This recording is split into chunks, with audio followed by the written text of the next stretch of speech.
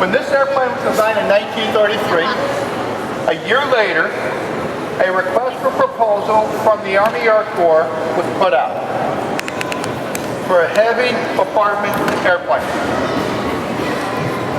The Boeing company built an airplane calling it Boeing Model 299. He just gave it away if all of you heard it. Boeing Model 299 would be B-17. B-17. I'm sorry? Right. B-17. Now, why B-17? Why being prototype? The reason why I'm bringing this up, a military airplane in a commercial aviation hall, is a very simple reason. What airplane companies did back then is that they found an airfoil or wing shape that they really liked.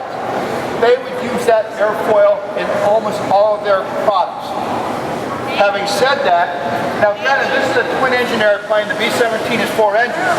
They adjusted the wing shape for size.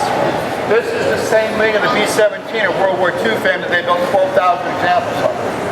The control system, the wing, so this is essentially, ladies and gentlemen, the B-17 of World War II's fame, Bob, right? So they didn't do so good financially with the Q-47, but they made a mint when they built the B-17. All right? Sure. All right.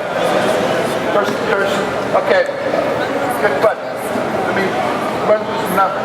They built 60 247, 15 247Ds. There's 4 left in the world today, all D models. One in Seattle, one in Canada, one in London, and this one. World's first modern airliner, right? Okay. Now we're going to walk around by the prime letter diorama, so to speak.